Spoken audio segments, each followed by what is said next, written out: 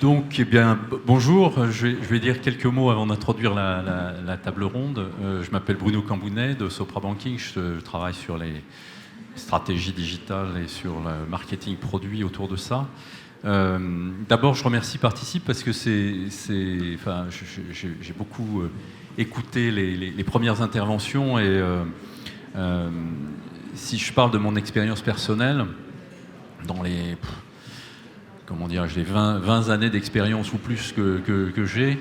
D'abord, je ne suis pas financier. Moi, j'ai fait beaucoup de choses dans le spatial, dans les telcos, dans le retail, dans la santé, dans le commerce international, avant de plonger un petit peu dans la finance depuis un peu moins de 10 ans.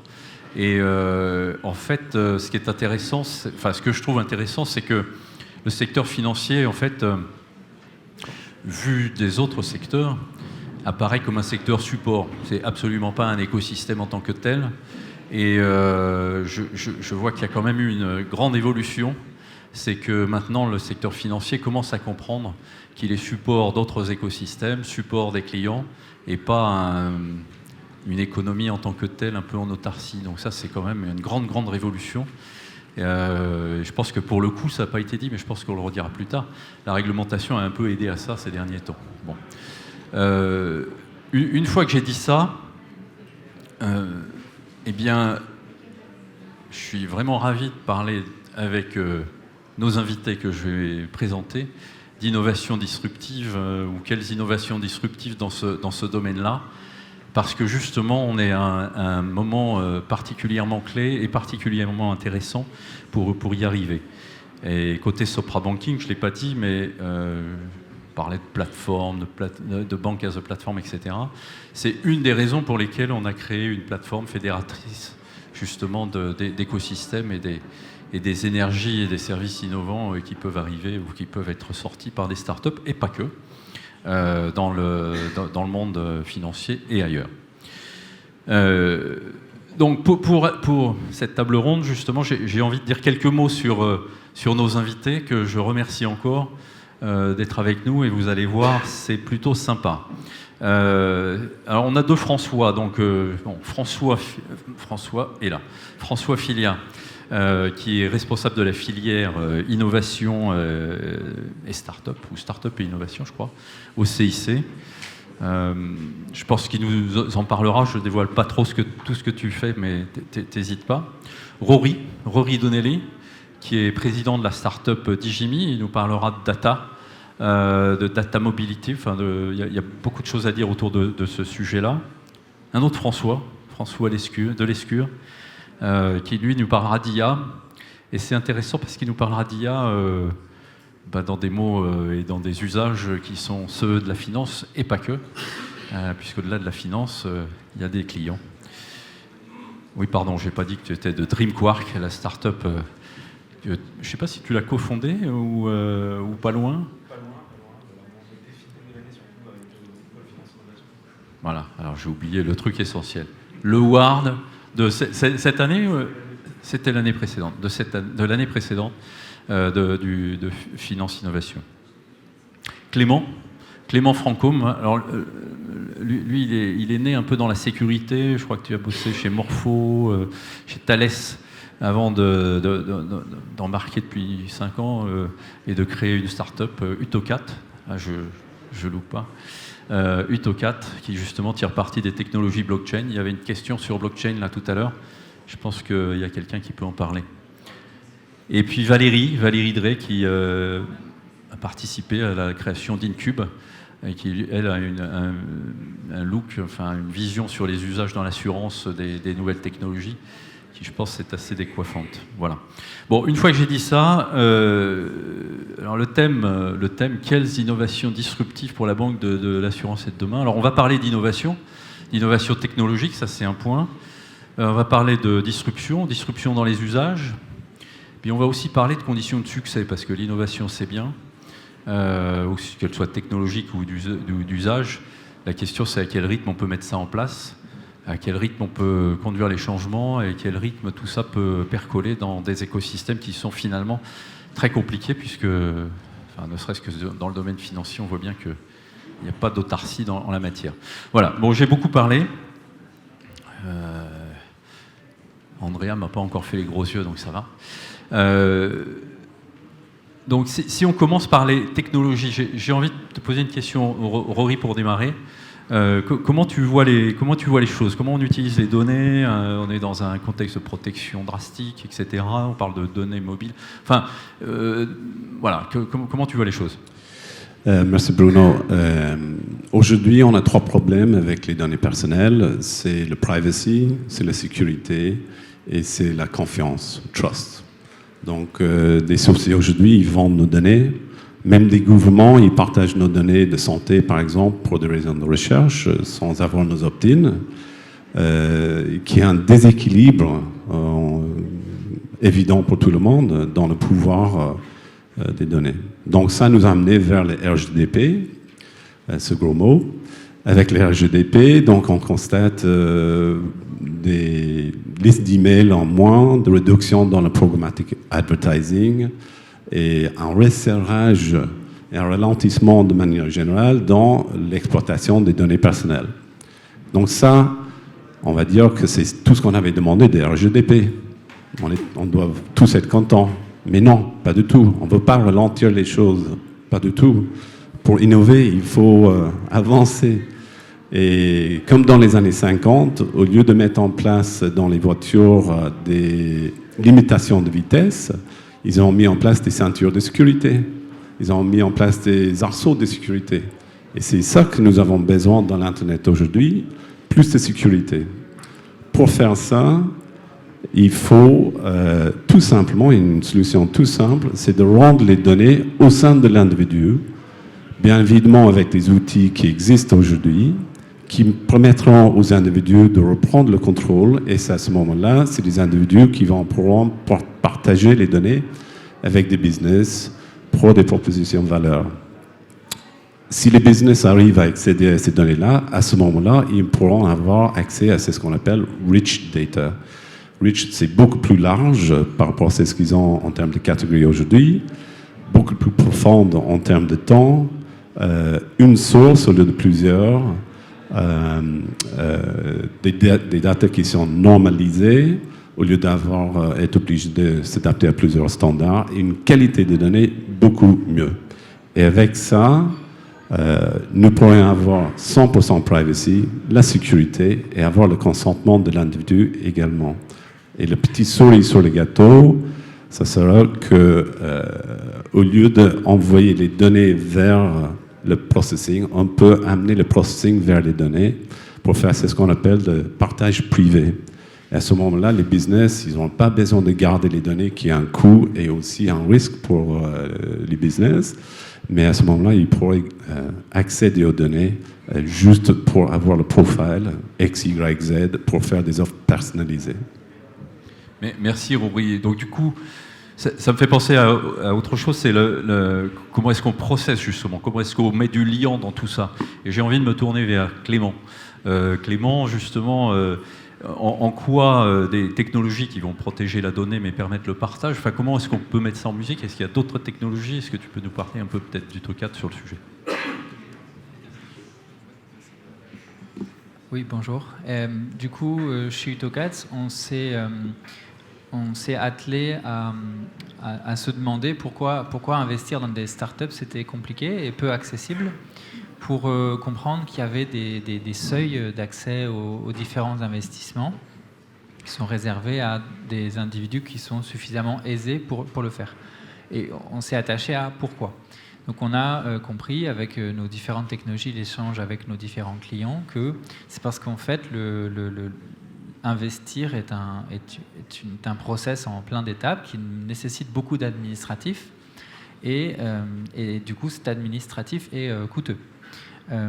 Avec notre technologie qui s'appelle Catalyseur et la blockchain, nous avons pu réunir ces différents éléments en un seul process qui va réunir plusieurs entreprises, plusieurs individus, plusieurs services au sein des banques pour focaliser sur rendre un service dont l'apparence pour l'investisseur est simple, pas trop compliqué, qu'on puisse investir simplement et que le process soit organisé pour qu'on puisse garantir une fluidité dans l'opération. Et c'est comme ça qu'on va pouvoir aller abaisser les seuils d'accès pour les différents individus et leur permettre d'investir. La blockchain dans tout ça va permettre de garantir que quand on fait ces différentes opérations, elles soient bien certifiées, qu'elles aient bien été faites chacune, pour qu'à la fin on ait une pleine confiance dans les documents, dans les titres que l'on possède. Donc c'est comme ça qu'on fait chez Utocat pour rendre plus accessible la finance. Merci. Donc, donc on voit bien les données, la protection des données, la capacité de les partager, un process et puis les technologies de blockchain pour mettre tout ça en musique, en particulier dans le monde de l'assurance. Je me tourne vers toi, Valérie, dans le monde de la banque, pardon. Justement, un peu trop vite dans ma tête là, mais justement, la question, c'est pour toi, c'est vu de l'assurance, c'est quoi les innovations de rupture? Comment tu vois ça? Vu de l'assurance, aujourd'hui, mon point de vue, mais c'est celui qu'on entend déjà, c'est que la technologie, en fait, c'est quelque chose qui permet la rupture. Derrière, c'est ce qu'on en fait qui va créer la rupture. Et créer la rupture dans le monde de l'assurance, c'est effectivement introduire de la blockchain, de l'intelligence artificielle, des objets connectés, etc. Mais le sujet, c'est exactement ce que tu disais, c'est comment est-ce que je vais la porter. Côté Incube, et donc nous, on travaille en épargne, on travaille sur l'assurance vie, en fait, on se confronte à quoi? On a un monde qui est de plus en plus compliqué, qui est hyper réglementé, qui a de plus en plus d'intelligence et de calcul derrière. En plus, on a un métier qui est basé sur le calcul. Sauf que du coup, ce qu'on fait, c'est qu'on a commencé à éduquer nos conseillers, nos clients à l'éducation financière de plus en plus technique. Et on a perdu, finalement, justement ce qui fait cette fluidité du parcours, on a perdu le sens. Donc on propose des choses en faisant un effet de levier sur le digital, en refondant des parcours clients, conseillers, etc., mais en remettant toujours, en oubliant de redonner du sens. Chez Incube, on est parti justement du contre-pied de tout ça, et on s'est dit, on va réintroduire l'intelligence émotionnelle. L'intelligence émotionnelle, c'est celle qui fait que je comprends, je sais, et en même temps, je ressens. Et si je remets de l'intelligence émotionnelle en me servant de tous ces outils, du coup, je peux franchir un pas de rupture. Et donc aujourd'hui, c'est pour nous dire, votre argent, vous voulez le mettre à gauche pour quoi faire? Pour investir sur des codes usines, pour investir avec des parts de marché. Vous voulez le mettre à gauche pour financer des projets. Et on va commencer que par ça. Et on va piloter toute l'épargne uniquement par ça. Et derrière, la technologie nous le permet. Et là, on introduit une rupture dans la relation client-conseiller et quelque chose qu'on espère de durable.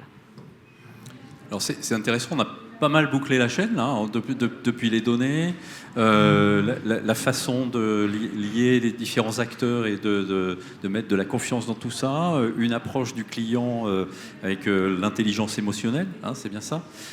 Tu as lâché un mot, intelligence artificielle. Alors ça veut dire quoi, François, cette fois de Dream Quark? Merci Bruno. Moi, je vais rebondir sur plusieurs aspects effectivement intéressants. La technologie comme enabler de la rupture. Je pensais à deux axes de rupture principaux qui sont adressés par Dream Quark aujourd'hui. Le premier, c'est la démocratisation de l'IA, avec aujourd'hui le besoin de faire sortir ces technologies juste de labs qui ont du mal à délivrer cette innovation, mais pour la donner au plus grand nombre, avec l'émergence du Citizen Data Scientist, et voilà, de leur donner des outils qui vont permettre d'être créatifs et d'apporter de la rupture. Le deuxième axe, et je rebondis aussi sur la table ronde d'avant, j'ai entendu le terme de servicisation, qui est un peu barbare mais qui me plaît bien. C'est aujourd'hui, on voit bank as a platform, on pourrait parler de insurance as a platform. On voit l'élargissement des offres, le besoin pour tous ces acteurs, banque, assurance, d'aller au-delà peut-être de leurs offres confortables, on va dire, qu'ils connaissent, mais d'aller vers d'autres services, des services de partenaires, etc. Ça veut dire que la gamme va s'élargir, ça veut dire qu'il va falloir personnaliser encore plus et peut-être commencer à personnaliser pour certains les offres. Et c'est là que l'IA, l'usage d'une plateforme, va permettre d'avoir une vision 360 du client, de comprendre finement ses besoins et de pousser le bon produit, la bonne offre, la bonne discussion au bon moment. Voilà. Et nous, c'est ce qu'on fait avec des grandes banques comme BNP, des assurances comme AG2R et d'autres. Et on voit que voilà, ces secteurs-là, qui sont nos secteurs, sont très concurrentiels, très attaqués, parfois par des GAFA, parfois par des boîtes qui sont très très fortes en techno. Et donc, si on ne leur donne pas ces outils, ces plateformes pour tirer le meilleur de leur connaissance client, avoir la relation la plus pertinente, potentiellement, ça va être difficile dans les temps à venir de rester, on va dire, dans la même part au niveau du cœur du client, voilà, et qui va être tenté par des sirènes externes. Et c'est ce qu'on voit aujourd'hui dans notre marché qui est très concurrentiel. Merci François. Alors du coup, on est parti de la data pour aller à l'expérience client et comment mieux le caler, etc. etc. J'ai dit au début que finalement la finance c'était au support de plein de choses, mais revenons sur la banque, parce que la banque c'est un secteur réglementé qui apporte énormément de choses et qui doit être support avec beaucoup de contraintes, de moins en moins de revenus. Comment on fait quand on est une banque, un grand groupe comme le CIC, pour tirer parti de tout ça? François du CIC. Oui, alors merci. Donc je vais revenir sur la data justement, puisqu'on a commencé par la data, pour dire qu'au niveau du CIC, qui appartient au groupe Crédit Mutuel Alliance Fédérale, la sécurité de la data est notre priorité absolue. Voilà, c'est important. Il y a évidemment les aspects réglementaires, mais il y a surtout une conviction. La conviction qu'aujourd'hui, pour nos clients, pour nos sociétaires clients, la protection des données dans le monde dans lequel on est, dans l'environnement dans lequel on est, c'est une priorité absolue pour nous. Donc après, on parlait effectivement des nouveaux usages de l'intelligence artificielle, la disruption qui est faite à travers ça. On a mis en place, nous, au niveau du groupe CIC, Crédit Mutuel Alliance Fédérale, depuis plus de 2 ans, en partenariat avec IBM Watson, un déploiement sur l'intelligence artificielle auprès de nos 25 000 conseillers. Et notre philosophie, c'est que cette intelligence artificielle, elle doit servir à l'amélioration de la relation qu'on a avec nos clients. Une notion de conseiller augmenté. Et donc c'est tout un apprentissage qui doit se faire, un apprentissage aujourd'hui qui ne se fait plus seul, qui se fait avec des partenaires. On a évoqué toutes les fintechs, toutes les startups qui sont là aujourd'hui. Donc on a mis en place en parallèle un programme également Innovation Factory qui permet de co-construire. On a parlé de co-construction dans les interventions précédentes, il y a eu une question à ce sujet-là, de co-construire des programmes, mais en s'assurant évidemment d'une protection, d'une sécurisation, et d'une fiabilité, d'une durabilité dans ce qu'on peut proposer à nos clients. Merci François. Waouh. Quand on voit tout ça, quand on se dit, quand on entend toutes ces startups autour de la table et également dans la salle, la question c'est... on a tout ça disponible avec des use cases, il y a des choses qui existent. La vraie question, c'est finalement une gestion disruptive, pas photo, vous avez quelques exemples ici, mais comment on fait? Enfin, c'est quoi les conditions de succès? On a du temps pour faire ça, on a parlé de changement tout à l'heure, mais conduite du changement égale du temps. Enfin, et en plus, on parle de technologie assez pointue ou d'usage quand même très disruptif, là, pour le coup. Comment on fait? Enfin, c'est quoi les conditions de changement pour mettre tout ça en musique? Rory, on a le temps?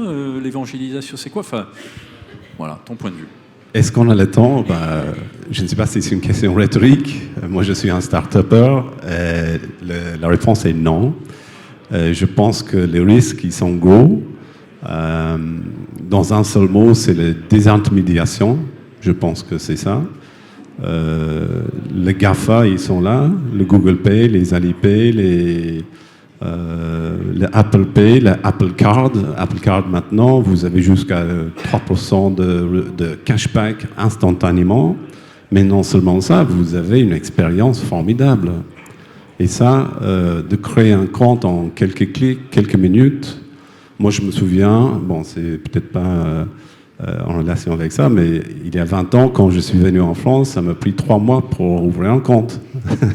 Donc là, on est à quelques clics. À 3 clics, on ouvre un compte avec une expérience formidable. Amazon Go, on va en magasin, on part sans passer par les caisses. Donc ça, c'est la désintermédiation. Il y a Libra qui arrive. Bon, on ne sait pas exactement ce que ça va donner, mais Libra, c'est un système de paiement, un service de paiement peer-to-peer pour des milliards de personnes. Voilà, vous avez Facebook, vous avez Visa, vous avez Mastercard, Uber, PayPal. Donc, est-ce qu'on a du temps à perdre? Non. Est-ce qu'il y a des risques? Oui. Il y a des gros risques, mais tout n'est pas perdu parce que vous avez la possibilité, je dirais la seule façon de se défendre contre des intermédiations, c'est de créer de la valeur ajoutée, de créer des nouveaux services, de faire des offres personnalisées, et c'est pour ça que vous pourrez aller direct aux individus pour créer ces choses. Et il faut s'approcher avec les fintechs, avec les startups, c'est ce que vous êtes en train de faire, tenter des choses, mais aller plus vite. En termes d'évangélisation, je pense que tu me demandais ça, je pense que ça se fait presque toute seule aujourd'hui avec les business, Apple étant le meilleur exemple. Ils font leur marketing de marque en appuyant sur la privacy. Microsoft, ils sont un peu dans le même alignant. Même Google, ils ont cité 50 nouvelles fonctionnalités avec le privacy lors de leur dernière conférence. Et bon, je ne cite pas Facebook, mais ils ont commencé à parler de privacy by design. On verra ce que ça va donner, mais là, il y a tout. Et puis aussi, il y a la législation qui est là, avec les RGDP, CDR en Australie, aux États-Unis, c'est CCPA, et dans d'autres pays. Donc, il y est. Voilà. Merci. Du coup, on voit personnalisation autour du client, etc. Comment on fait, c'est quoi l'expérience de DreamQuark, François, sur justement comment faire en sorte que d'aller vite et de travailler avec en collaboration avec les acteurs métiers là. Alors, d'aller vite, on parle quand même du secteur banque-assurance, donc je vais rejoindre Rory sur le commentaire start-up. Il n'y a pas de banque là. Voilà, il n'y en a pas. Donc les constantes de temps ne sont pas tout à fait les mêmes. Je pense que ce qu'on voit, c'est que le changement est essentiel. Hein, on le positionne depuis tout à l'heure. Pour réussir son innovation, je pense qu'il faut s'inscrire quand même dans la durée. Après, la composante sur laquelle il faut aller vite, c'est donner un certain momentum, c'est montrer rapidement des résultats. Bon, c'est pour ça que nous, on est dans des approches automatisées. Il faut bien choisir ses premiers sujets pour donner envie de continuer. Mais il ne faut pas oublier que souvent, l'innovation se fait par itération. Et donc, partir dans un cycle de 1 an, 2 ans, etc., nous, c'est ce qu'on a vu avec nos clients. Ça veut dire qu'il faut qu'on ait des conditions de soutien, sponsor, etc., dans la durée aussi. Il faut aussi, et je pense que ça a été évoqué tout à l'heure aussi dans l'autre table ronde, impliquer les utilisateurs dans le cycle, c'est-à-dire qu'il ne faut pas avoir peur de pas être juste dans la cellule innovation, etc., mais aller finalement à l'utilisateur, ce citizen data scientist dont je parlais tout à l'heure, qui va utiliser la plateforme, qui va faire des retours, qui va dire voilà, moi il y a telle chose qu'il me faudrait que j'ai pas. Et donc on rejoint le sujet de co-construction de François, parce que voilà, c'est essentiel de leur donner des outils qui vont leur permettre d'aller plus vite, d'aller plus loin. Et puis non, c'est ça. Je pense qu'il faut vraiment englober toutes les parties prenantes. Et avoir cette force et pas cette naïveté de penser qu'on va claquer des doigts et que ça sera la rupture comme ça qui va émerger comme ça de manière magique. Il n'y a pas de magie, mais si on veut faire des choses ensemble, on peut construire des beaux partenariats. Il faut juste se préparer. Et puis voilà, il y a toutes les complexités de vos organisations. Hein. On parlait de la data aussi tout à l'heure. Nous, ce qu'on voit, c'est que souvent la data est dispersée. Donc on va commencer sur un projet. Le client va avoir ses ambitions business qui sont assez fortes et pas tous les éléments. Donc on va commencer avec une partie des éléments. Puis au fur et à mesure, il y a plus de personnes, peut-être d'autres divisions qui vont s'embarquer dans l'aventure, qui vont mettre leur data à disposition, etc. Et les gens voyant la valeur, vont de plus en plus en fait s'embarquer dans le changement. Merci François. Alors justement, enfin, moi une start-up c'est une société agile, rapide. Tu parles d'un an, on comprend l'itération, etc. Mais comment on fait quand on est start-up pour pas perdre son agilité dans ces process-là? Clément, ton point de vue? Oui, c'est vrai que nous, en 5 ans, on a eu quelques opportunités de découvrir les joies d'avoir d'un côté une échelle de temps au mois et de l'autre côté une échelle de temps à peu près à 5 ans. Et du coup, c'est intéressant quand même d'être humble des deux côtés. Heureusement, on a eu des clients plutôt humbles. Et de se dire, bon, ok, qu'est-ce qu'on peut faire en un mois d'un côté et pas en 5 ans? Et de l'autre côté, quelle est la tendance qu'on peut mettre sur 5 ans et pas seulement en un mois? Et bon, avec nos clients, on s'est un peu organisé comme ça. Et puis, on a trouvé des points clés communs. Ce qui a fait un peu ce qui a fait qu'on a pu avancer, c'est de pouvoir mettre en un seul format à la fois de l'information sur les nouvelles technologies, les potentiels, par exemple la blockchain, l'IA, d'informer en même temps que de former sur notre produit, nos techniques, nos services, en même temps de former sur le digital en général, en même temps de former sur l'agilité, comment on fait pour avoir un projet qui a des phases rapides de 2 semaines, de 4 semaines, et pas 3, 4, 5, 6, 7 mois. Et ça, c'est vraiment une démarche commune qu'on a mis avec nos clients pour avancer rapidement. Ouais. D'accord, donc c'est de l'itération avec de la proposition de valeur et de l'ajustement en temps réel. Toujours identifier qu'est-ce qu'on peut apporter des deux côtés, à court et moyen terme, pour pouvoir projeter, et puis garder une grande forme d'ambition derrière, pour pouvoir, parce que le top management est toujours en besoin d'avoir quelque chose qui a un gros impact sur son métier. Ok. Et donc, chez CIC, comment vous faites là, François? Alors oui, pour moi, une des innovations majeures, et la disruption, elle est interne au sein de nos équipes, et c'est bien souligné. On est passé de phase de développement de projets lourds en termes bancaires, que tout le monde avait à l'idée, à des méthodes beaucoup plus agiles, pour pouvoir effectivement adapter rapidement ces nouvelles technologies, parce que je rejoins ce que disait Rory, aujourd'hui on n'a plus le temps. On a des GAFA d'ailleurs qui se montrent très agressifs, qui ne partagent pas d'ailleurs notre vision, je dirais, européenne d'ailleurs de la data ou les enjeux qu'on évoquait. Et donc pour nous l'enjeu c'est aujourd'hui en interne de réussir à très vite co-construire, mettre en place des partenariats, et d'adopter effectivement, quand on parlait d'intelligence artificielle, d'adopter avec des partenaires très rapidement de nouvelles technologies qui nous permettent de mettre la technologie au service de l'humain et d'avoir des cas d'usage.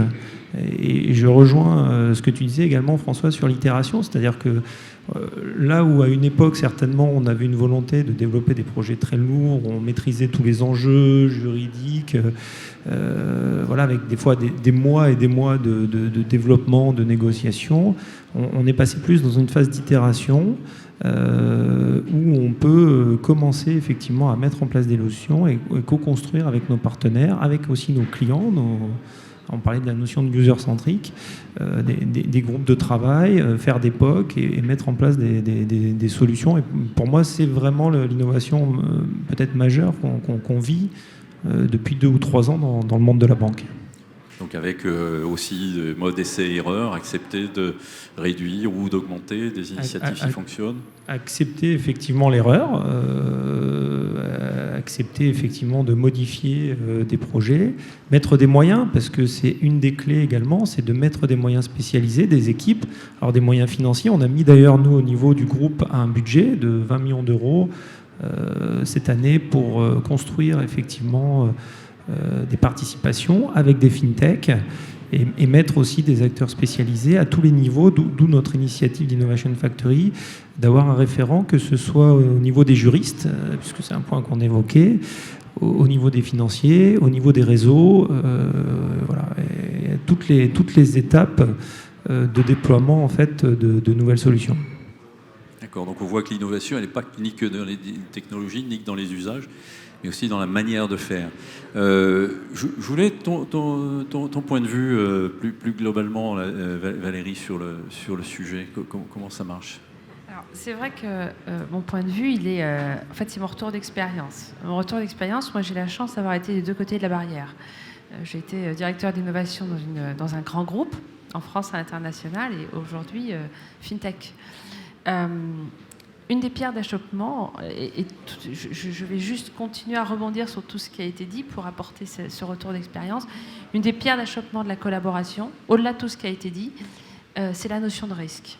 C'est-à-dire que le succès de l'innovation, c'est un moment d'être capable justement de s'hybrider quand on va chercher l'innovation en externe, dans une fintech ou en interne. L'entrepreneuriat qu'on a appelé en son temps l'essaimage, ça fonctionne pareil. Mais cette hybridation, elle est réussie quand, au moment justement d'aller vite, d'implanter de façon itérative, de collaborer, on continue à accepter de part et d'autre la prise de risque. Dès lors qu'on veut lisser, on veut intégrer, en fait on veut assimiler, on enlève la prise de risque et on fait disparaître ce qui faisait la nature de l'innovation. Et c'est comme ça que quelquefois on a vu de très belles initiatives, où on a vu des labs d'innovation, où on est arrivé avec des choses très en rupture pour finalement aboutir à quelque chose d'un peu mièvre. Et ça, c'est vraiment, alors du coup, c'est du vécu retour d'expérience et des deux côtés de la barrière. Donc voilà. Donc ça, c'est une première chose que je voulais apporter un complément. Et puis, l'autre chose, c'est ce qui se passe aussi, et là, c'est un témoignage de FinTech. Parce que nous tous, FinTech, on est souvent sur des micro-maillons de la chaîne de valeur. Et quand on s'adresse, je suppose à vous, banquiers, assureurs, partenaires financiers, etc., avec lesquels nous voulons travailler, en fait, vous percevez bien la valeur ajoutée que nous pouvons apporter, mais ce sont des petits morceaux.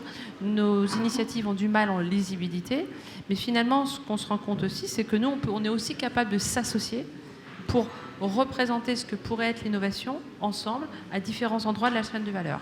Et aujourd'hui, il y a de plus en plus de réflexions sur le build-up to scale-up entre FinTech et de se dire comment est-ce qu'on peut aussi associer nos innovations, pas les préassembler, mais en tout cas montrer qu'elles peuvent fonctionner ensemble pour être capables du coup d'être aussi des interlocuteurs de meilleure taille, sans monter des multinationales de FinTech, mais des interlocuteurs de meilleure taille avec une meilleure lisibilité et coordonner nos actions pour pouvoir accompagner nos partenaires justement à bien intégrer sans dénaturer l'innovation.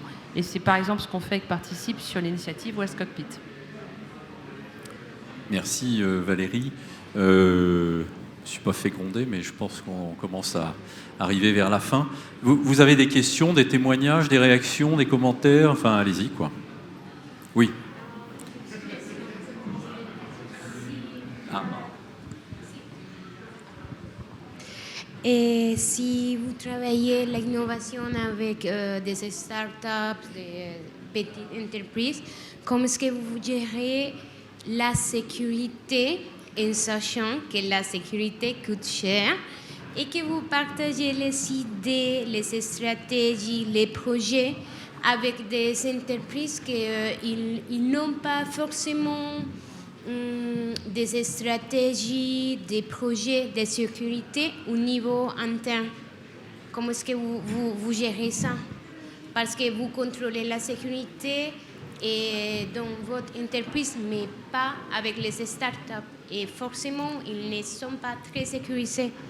Non, je crois que donc la question, je ne sais pas si tout le monde l'a entendu, la question elle porte sur la sécurité, à la fois la sécurité de l'IP, enfin l'intelligence, enfin la propriété intellectuelle des startups vis-à-vis des uns des autres, hein, pas que des startups, mais aussi des groupes, et la sécurité proprement dite des services et des données. Peut-être François, tu veux répondre? Oui, je le disais en préambule que c'était un enjeu majeur pour nous, la sécurité, dans ce qu'on pouvait faire. On a créé des factories, en fait, où on a des équipes mixtes. Et c'est là qu'on rejoint l'idée de co-construction, c'est-à-dire qu'effectivement, pendant longtemps, des solutions innovantes, FinTech, qui par définition sont nouvelles, peuvent encore avoir des failles ou des améliorations, on les a pas pris en compte, souvent par des craintes effectivement de développement en sécurité.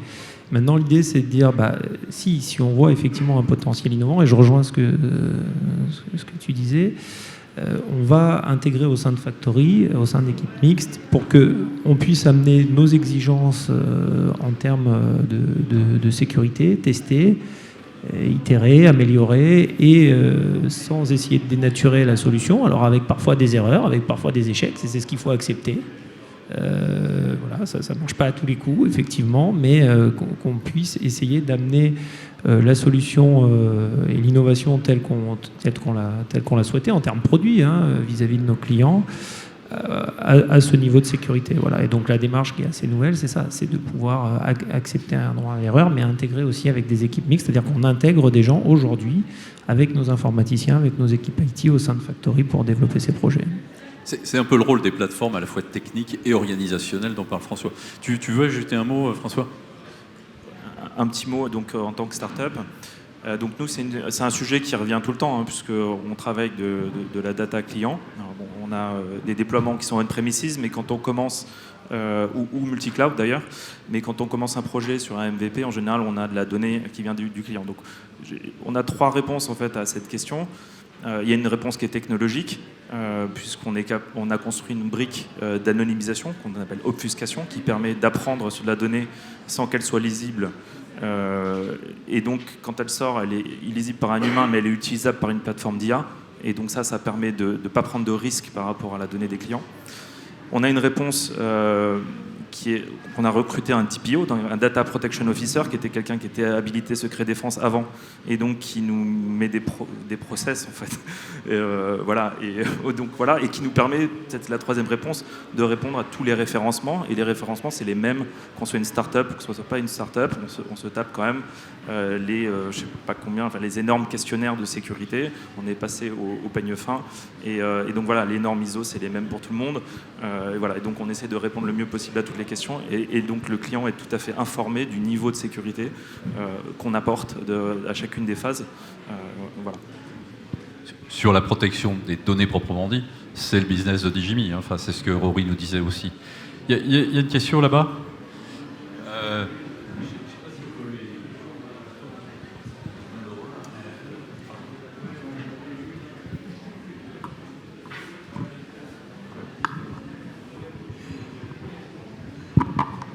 Bonjour.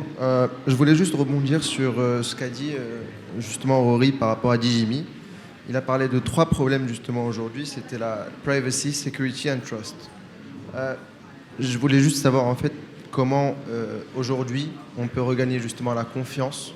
C'est vraiment par rapport à la confiance des clients, des utilisateurs, et pour justement rebooster un peu ce système-là, parce qu'il y a clairement une perte de confiance. Et voilà, je voulais savoir comment aujourd'hui les entreprises, les banques, les assurances, comment elles travaillent sur ce problème de confiance. Bon, je pense que ça se fait je dirais, des étapes en étapes. Dans un premier temps, il faut rendre les données au sein de l'individu. Comme ça, ils vont avoir un coffre-fort, un type de coffre-fort, un type de data vault.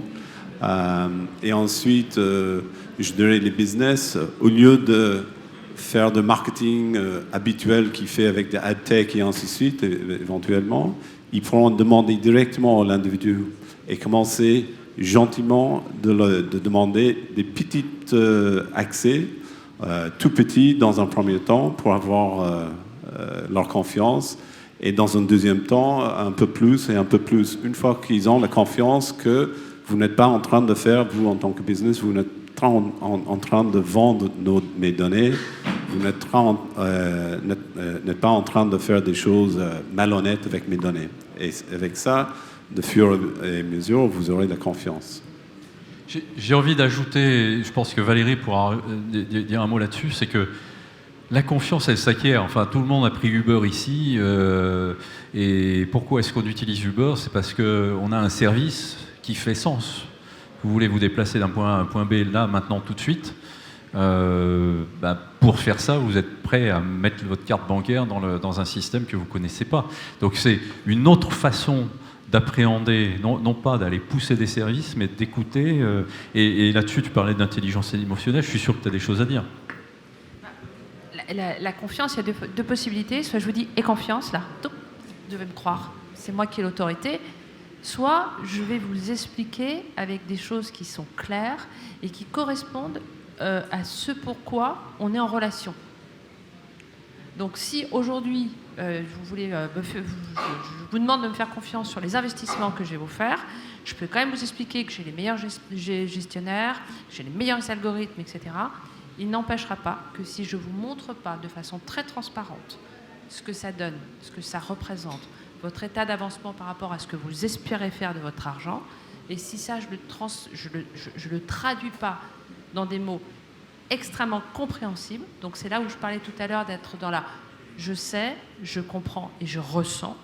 Donc si on ne travaille pas là-dessus, effectivement, on peut aller sur toutes les autorités de confiance, on peut y mettre toutes les technologies, ça ne marche pas. Et ça, c'est vraiment le prisme relationnel sur lequel, le levier émotionnel sur lequel on doit travailler, en plus de tout le reste. Oui, enfin, je suis sûr, dans l'intelligence artificielle, un des sujets actuellement, c'est comment de rendre explicite une décision d'une machine qui a un algorithme qui a pris tout seul. Enfin, il y a plein de choses à dire sur la confiance, mais c'est... Voilà. Enfin, je crois que la pause est... Ah, alors peut-être la dernière question, parce que là, je vais me faire vraiment gronder.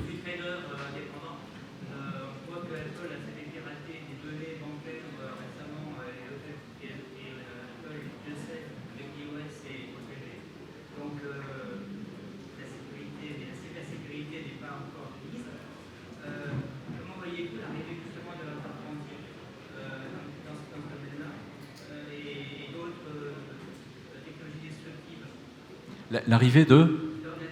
Ah oui, du quantique, d'accord.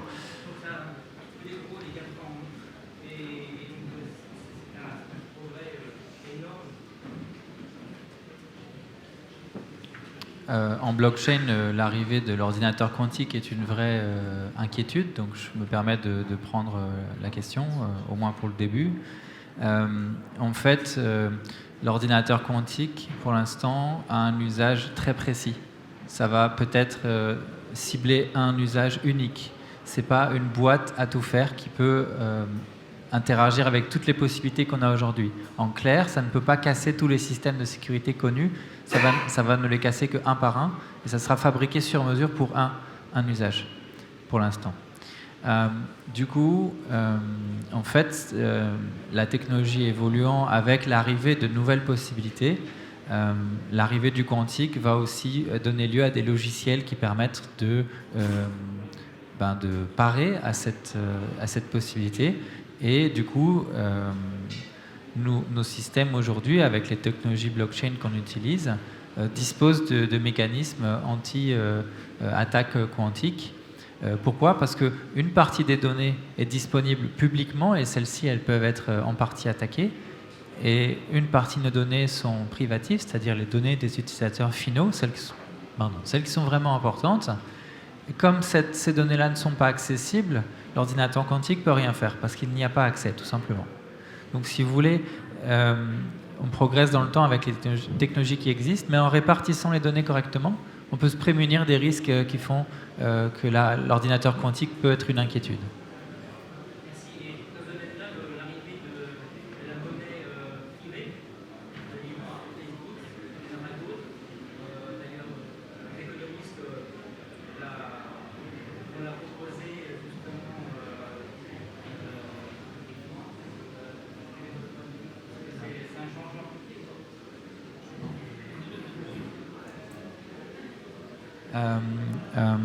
Nous, on met une réflexion sur le sujet parce qu'on se dit qu'est-ce qui se passe si on payait notre baguette de pain avec des actions ?